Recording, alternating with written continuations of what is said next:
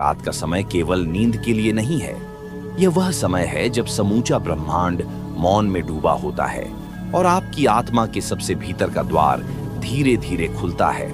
परमहंस योगानंद कहते थे, जो रात्रि में मौन की इस लहर को पकड़ लेता है वही तीसरी आंख के द्वार तक पहुंच सकता है। तीसरी आंख खोलना कोई चमत्कार नहीं, यह अपने भीतर उस सूक्ष्म कंपन को पहचानना है जो सदा आपके साथ रहा है, बस आप उसे सुन नहीं पाए। क्योंकि तीसरी आंख प्रकाश नहीं दिखाती, वह उस अदृश्य संसार की अनुभूति कराती है जिसे इंद्रियां छू नहीं सकती। क्या आपने कभी सोचा है, जब आंखें बंद होती हैं तब असली दृष्टि कहां से आती है? जब शरीर सो जाता है तो कौन जागता रहता है? यह रहस्य उस तीसरी आंख में छुपा है जो नींद और जागृति के बीच की सीमा पर स्थित है। और यही वह समय है, रात का अंतिम पहर, जब आप इस रहस्य को अपने भीतर महसूस कर सकते हैं। परमहंस योगानंद ने इसे गुप्त रूप से साधकों को बताया था कि यदि आप रात में यह विशेष क्रिया करें तो तीसरी आंख अपने आप धीरे धीरे जागृत होने लगती है। पर उसके लिए पहले मन का स्तब्ध होना आवश्यक है, विचारों का रुकना आवश्यक है। क्या आप विचारों के उस शून्य में प्रवेश कर सकते हैं जहां न इच्छाएं बचती हैं और न भय? आप अभी इस रहस्य के द्वार पर खड़े हैं। यह कोई साधारण ज्ञान नहीं है, यह वह विधि है जिसे योगानंद जैसे सिद्ध पुरुषों ने स्वयं अनुभव किया था। आपसे विनम्र निवेदन है, इस यात्रा को अंत तक देखें, क्योंकि हर शब्द आपको थोड़ा और गहराई में ले जाएगा। अगर आप इस रहस्य को महसूस करते हैं तो कृपया अपने अनुभव को साझा करें, या आपके जैसे अन्य जिज्ञासुओं को भी प्रेरित करेगा। कमेंट करिए, लाइक करिए, लेकिन सबसे महत्वपूर्ण, पूरा सुनिए, क्योंकि हर भाग में एक नया द्वार खुलेगा। इस ज्ञान को भीतर उतरने का अवसर दें। रात में जब आप लेटे हों और पूरा संसार सो चुका हो, तब अपनी सांसों पर ध्यान केंद्रित कीजिए। सांस की गति धीमी करिए और उस क्षण को पहचानिए जब सांस रुकती है। क्या वह क्षण मृत्यु सम होता है या वही जीवन का सर्वोच्च द्वार है? योगानंद कहते थे, जब सांस रुकती है और विचार शून्य होते हैं, तभी तीसरी आंख के केंद्र में कंपन होने लगता है। क्या आप उस कंपन को महसूस कर सकते हैं? क्या आपने कभी उस कंपन के साथ स्वयं को विलीन होते हुए पाया है? और यह क्रिया एक दिन की नहीं, यह अभ्यास है। क्या आप तैयार हैं हर रात इस मौन प्रयोग में उतरने के लिए? क्या आप भीतर के अंधकार से मित्रता करने का साहस रखते हैं? क्योंकि प्रकाश वहीं जन्म लेता है जहां पूर्ण अंधकार हो। यह वही अंधकार है जो आपको तीसरी आंख की पहली झलक देगा। और यहां से अगला कदम है उस कंपन को गहराना। अगला भाग यहीं से शुरू होगा, जहां कंपन को स्पंदन में बदलने की विधि बताई जाएगी। स्पंदन वह प्रथम संकेत है कि तीसरी आंख जागृत हो रही है। यह कंपन सिर के बीचों बीच एक सूक्ष्म लहर की तरह उठता है, जैसे किसी शांत सरोवर में अदृश्य कंकड़ गिरा हो। योगानंद कहते थे, जब साधक इस स्पंदन को पहचान लेता है और उसमें समाहित हो जाता है, तब बाहरी संसार स्वतः विस्मृत होने लगता है। यह विस्मृति नहीं, बल्कि लौटना है अपने वास्तविक केंद्र की ओर। पर क्या आपने कभी भीतर के इस स्पंदन को गहराई से सुना है? क्या आपने शरीर की सीमाओं से परे उस तरंग का अनुभव किया है जो न बाहर है न भीतर, बस मध्य में है? रात में यह क्रिया करते समय जब आप सांस की गति को धीमा करते करते लगभग शून्य कर देते हैं, तब यह स्पंदन अधिक स्पष्ट हो जाता है और यहां से साधक को एक नया प्रश्न झकझोरता है, क्या मैं केवल यह शरीर हूं? या यह कंपन बताता है कि मेरा अस्तित्व शरीर के पार भी फैला हुआ है?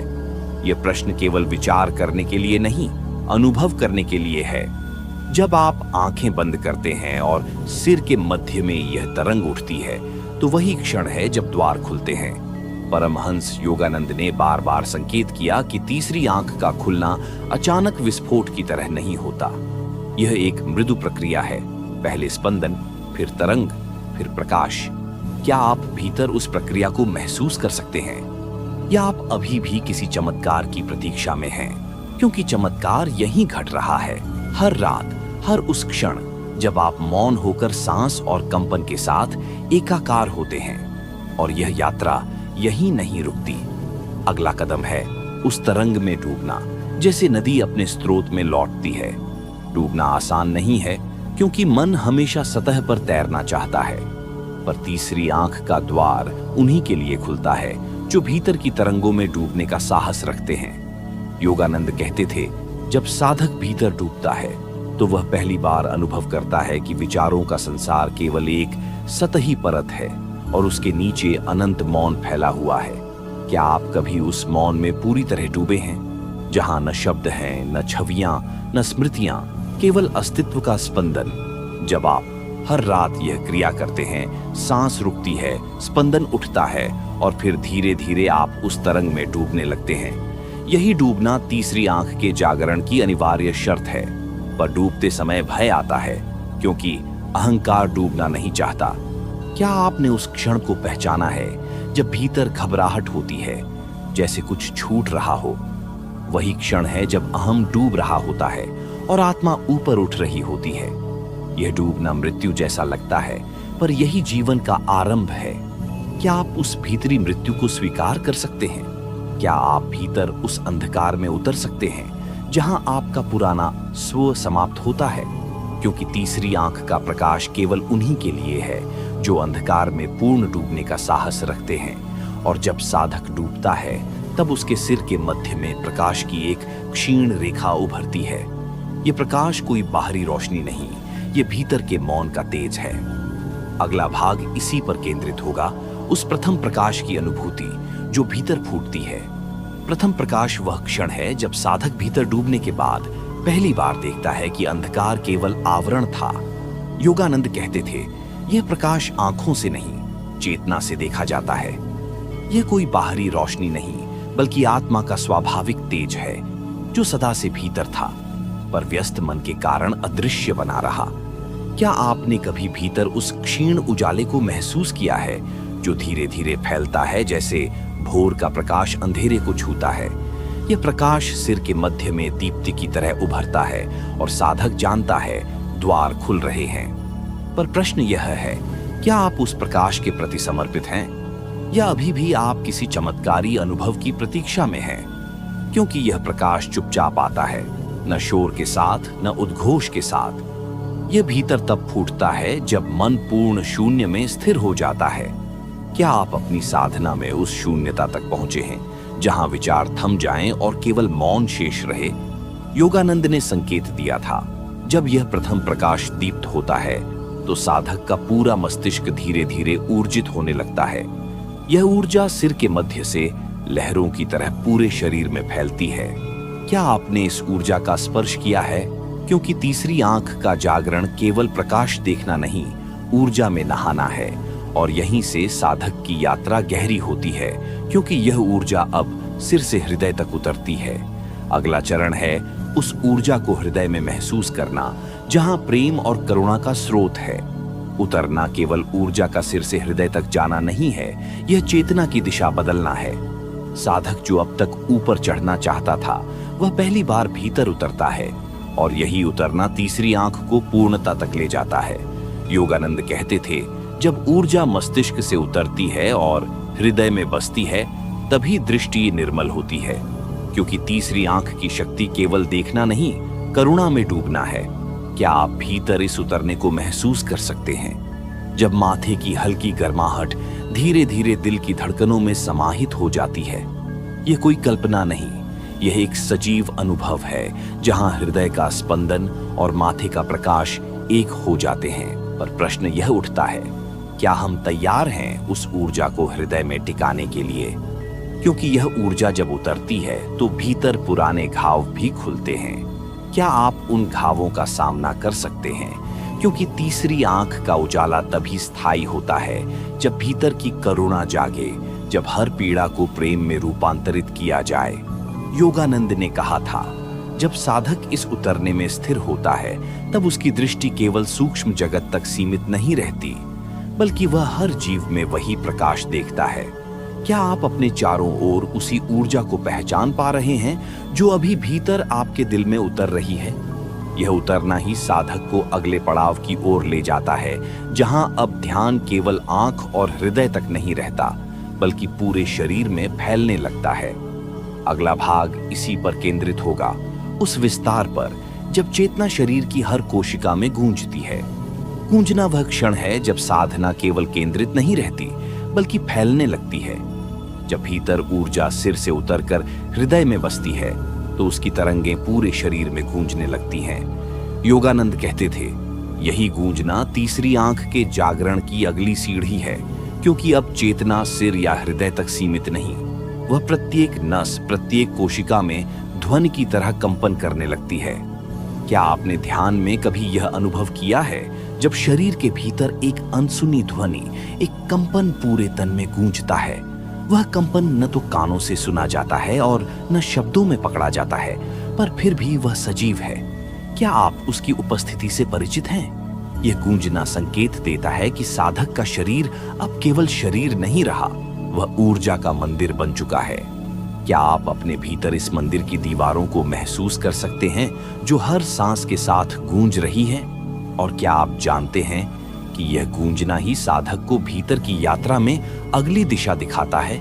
क्योंकि जब यह ऊर्जा सिर से हृदय और फिर पूरे शरीर में फैलती है तो साधक का मन पहली बार पूर्ण विराम की स्थिति में आता है।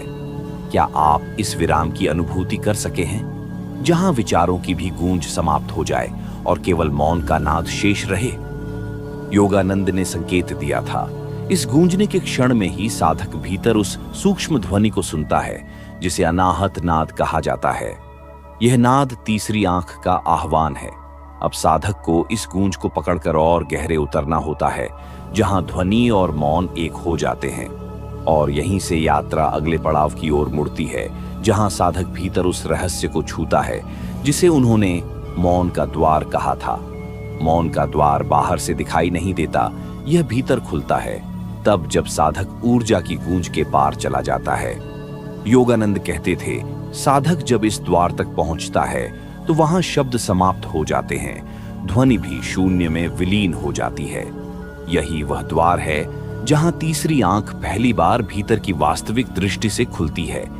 क्या आप कभी भीतर उस क्षण तक पहुंचे हैं जब सांस भी रुक सी जाती है, विचार ठहर जाते हैं और भीतर केवल एक शून्य शेष रह जाता है? क्या आप उस शून्य से डरते हैं या उसे आलिंगन कर सकते हैं? क्योंकि मौन का द्वार केवल साहसी साधकों के लिए खुलता है जो भीतर के अंधकार में उतरने से भयभीत नहीं होते। यह द्वार साधक से पूर्ण समर्पण मांगता है। क्या आप तैयार हैं अपने मन, अपनी धारणाओं और अपने छोटे छोटे भय को छोड़ देने के लिए? क्योंकि द्वार तभी खुलता है जब भीतर कुछ भी पकड़ने को शेष नहीं रहता। योगानंद ने संकेत दिया था कि इस द्वार के पार ही वह चेतना है जो न शब्दों में बांधी जा सकती है और न ही विचारों में। क्या आप भीतर उस अनुभव को पाने के लिए तैयार हैं जो हर ग्रंथ, हर शास्त्र से परे है? जब यह द्वार खुलता है, साधक अपने भीतर पहली बार उस प्रकाश को देखता है जिसे उन्होंने अंतरिक्ष का दीपक कहा था, और यही वह दीपक है जो तीसरी आंख को अंतिम रूप से प्रज्वलित करता है। अब यात्रा यहां से उस दीपक की ओर मुड़ती है जहां अंधकार और प्रकाश एक दूसरे में लयबद्ध होते हैं। अंतरिक्ष का दीपक बाहरी दीपक की तरह नहीं है, इसकी लौ हवा से नहीं कांपती और तेल से नहीं जलती। यह वह प्रकाश है जो मौन के द्वार के पार स्वतः प्रज्वलित होता है। योगानंद कहते थे, जब साधक भीतर उस शून्य में उतरता है तभी यह दीपक अपनी ज्योति से अंधकार को स्पर्श करता है। क्या आपने कभी ध्यान में उस क्षीण किंतु जीवित रोशनी को महसूस किया है जो आंखें बंद होने पर भी दिखाई देती है? यह दीपक साधारण प्रकाश नहीं, यह चेतना का दीपक है। क्या आप सोच सकते हैं, जब बाहरी आंखें बंद होती हैं और भीतर की तीसरी आंख उस दीपक की लौ से दीप्त होती है, तब वास्तविक दर्शन प्रारंभ होता है। यह वह पल है जब साधक जानता है कि प्रकाश बाहर नहीं, भीतर से फूटता है। क्या आप भीतर उस प्रकाश को पहचान सकते हैं जो न सूर्य है, न चंद्रमा और न ही अग्नि, फिर भी वह सब कुछ आलोकित करता है? क्या आप उसकी लौ की निस्वार्थ आभा को स्वीकार कर सकते हैं जो आपसे कुछ मांगती नहीं, केवल अपनी उपस्थिति से जगत का अंधकार मिटाती है?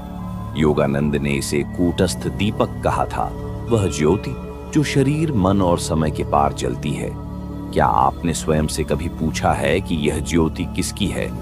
क्या वह आपकी आत्मा है, परमात्मा है, या दोनों के बीच का सेतु? जब साधक इस दीपक की ओर एकाग्र होता है, तभी उसकी तीसरी आंख का केंद्र स्थिर होता है और यही स्थिरता आगे उसे उस स्थिति में ले जाती है जिसे योगानंद ने त्रिकुटी का संगम कहा। अब यात्रा उस संगम की ओर बढ़ती है जहां तीन धाराएं मिलती हैं और साधक का चित्त पूर्ण केंद्रित होता है। त्रिकुटी का संगम वह आंतरिक क्षेत्र है जहां तीन धाराएं मिलती हैं, इड्ढा, पिंगला और सुषुम्ना। योगानंद कहते थे कि यही वह बिंदु है जहां साधक को अपनी ऊर्जा को पूर्ण संतुलन में लाना होता है। क्या आप कभी भीतर उस संगम को अनुभव कर पाए हैं जहां श्वास की गति भी धीमी हो जाती है और मन जैसे किसी अदृश्य केंद्र में ठहर जाता है? यह त्रिकुटी सिर्फ एक भौतिक स्थान नहीं, यह चेतना का संगम स्थल है। क्या आपने कभी भीतर महसूस किया है कि दाएं और बाएं बहती हुई ऊर्जा धाराएं कब केंद्र में विलीन होती हैं? क्या आप जानते हैं कि यही विलयन तीसरी आंख के जागरण का सबसे सूक्ष्म रहस्य है? योगानंद ने संकेत दिया था, जब साधक त्रिकुटी पर केंद्रित हो जाता है तब वह दो में नहीं, एक में स्थित हो जाता है। क्या आप भी उस एकता के अनुभव को भीतर से पुकार सकते हैं? क्या आप मन और प्राण की भिन्नता को मिटाकर केवल उस अद्वितीय बिंदु में विश्राम कर सकते हैं? त्रिकुटी का संगम ही वह स्थल है जहां साधक की दृष्टि भीतर पलटती है, जहां बाहरी संसार का द्वार बंद होता है और भीतर का द्वार खुलता है। क्या आप भीतर वह पल देख सकते हैं जब सब कुछ रुक जाता है, केवल चेतना की धारा प्रवाहित रहती है? जब त्रिकुटी में साधक स्थिर होता है तभी ऊर्जा ऊपर की ओर खींचती है और यह खिंचाव उसे ब्रह्मरंध्र की ओर ले जाने लगता है। यही वह अगला रहस्य है जहां साधक के सिर के शीर्ष पर दिव्य द्वार खुलता है। अब यात्रा उस ब्रह्म द्वार की ओर बढ़ती है जहां तीसरी आंख का प्रकाश अंतिम चरम पर पहुंचता है। ब्रह्म द्वार वह स्थल है जहां शरीर और मन दोनों ही अस्तित्व के अंतिम बिंदु पर आकर विलीन हो जाते हैं।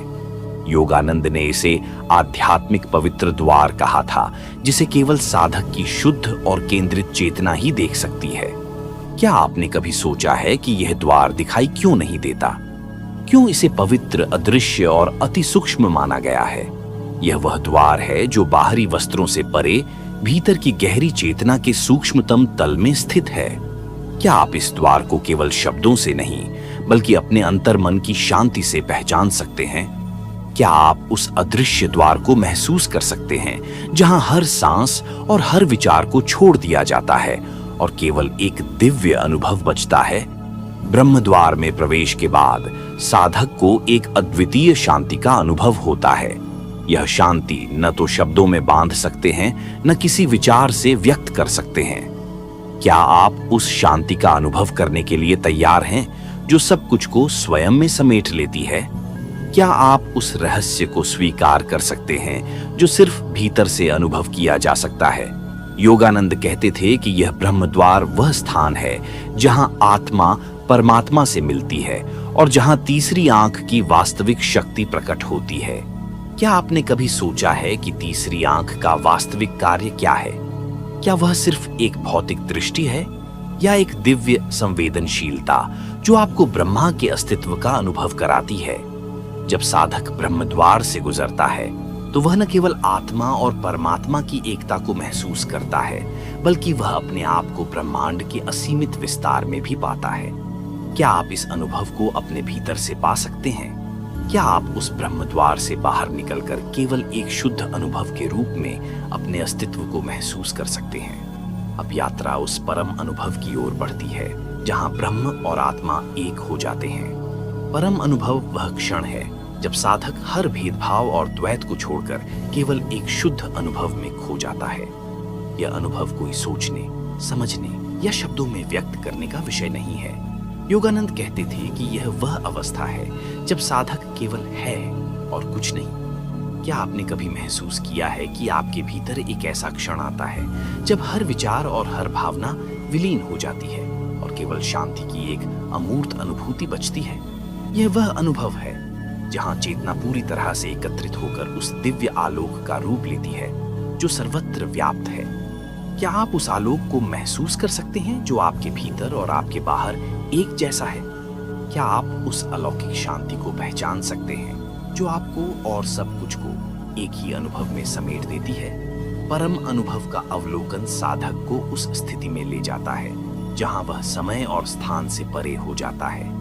क्या आप कभी सोचा है कि क्या समय का अस्तित्व केवल आपकी चेतना की एक परिभाषा है? क्या अगर आप इस परिभाषा को मिटा दें तो आप केवल शुद्ध अस्तित्व में खो नहीं जाएंगे?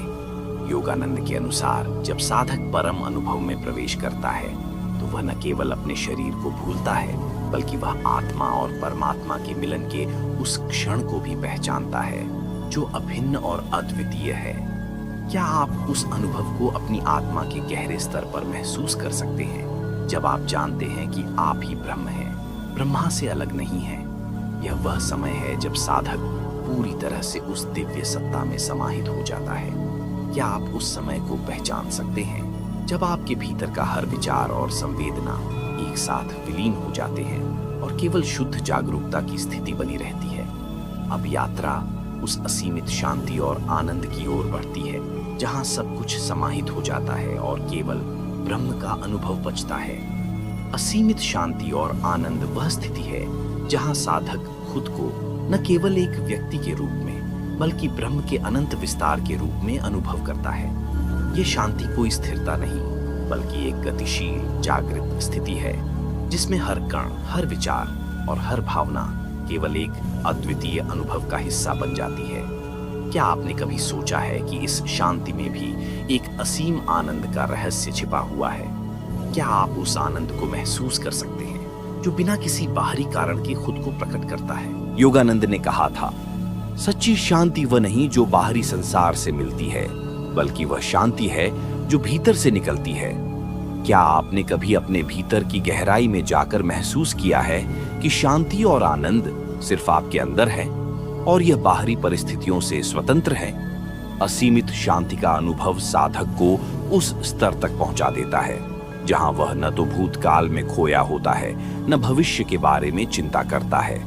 वह वर्तमान क्षण में पूरी तरह से उपस्थित होता है। क्या आप उस क्षण को पहचान सकते हैं जब आप केवल अब में जी रहे होते हैं और इस अब में आपको शांति और आनंद का अद्वितीय अनुभव हो रहा होता है?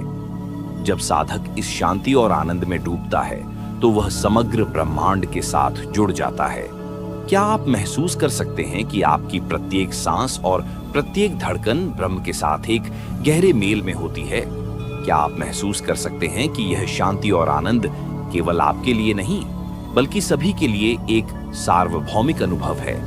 योगानंद ने इसे अनंत आनंद कहा था।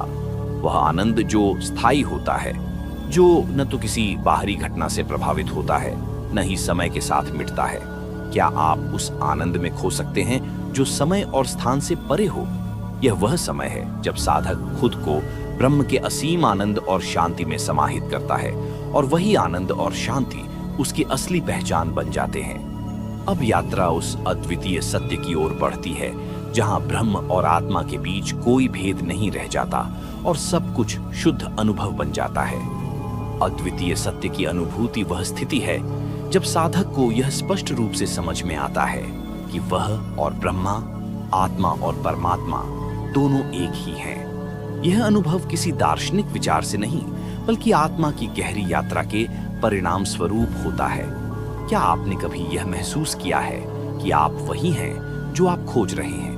क्या आप जान सकते हैं कि वह सब कुछ जो आप ब्रह्मा से चाहते हैं वह सब कुछ आपके भीतर पहले से मौजूद है? जब साधक इस अद्वितीय सत्य का अनुभव करता है तो वह देखता है कि हर वस्तु, हर व्यक्ति और हर घटना उसी दिव्य सत्य का एक रूप है। क्या आप उस सत्य को देख सकते हैं जो आपके भीतर, आपके आसपास और हर जगह व्याप्त है?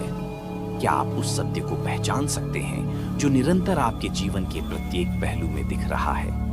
ये सत्य न तो भूतकाल में है न भविष्य में, ये केवल वर्तमान में है। क्या आप उस वर्तमान क्षण में अपने अस्तित्व की वास्तविकता को महसूस कर सकते हैं? क्या आप उस अद्वितीय सत्य को देख सकते हैं जो न तो कोई रूप है न कोई आकार लेकिन केवल शुद्ध अनुभव है? योगानंद कहते थे, जब आप जानते हैं कि आप स्वयं ब्रह्म हैं तो दुनिया की कोई भी शक्ति आपको विचलित नहीं कर सकती। क्या आप इस अद्वितीय सत्य को अपनी आत्मा में अनुभव कर सकते हैं? जब आप समझते हैं कि आप वह सत्य है जिसे आप जीवन भर खोजते रहे हैं, ये वह अंतिम सत्य है जहां से कोई वापसी नहीं होती। यहाँ से साधक ब्रह्म के साथ एक हो जाता है। क्या आप तैयार हैं उस अद्वितीय सत्य को अपने जीवन का हिस्सा बनाने के लिए? क्या आप उस सत्य में विलीन हो सकते हैं जहां न कोई भेद, न कोई दूरियां, सिर्फ शुद्ध एकता है? इस अद्वितीय सत्य का अनुभव एक अंतिम जागरण है, एक शाश्वत आत्मज्ञान है जो जीवन के हर क्षेत्र में शांति और आनंद का संचार करता है। अब यात्रा समाप्त होती है, लेकिन यह सत्य कभी समाप्त नहीं होता। ये हर समय, हर स्थान पर व्याप्त है और इसे हर क्षण महसूस किया जा सकता है। धन्यवाद।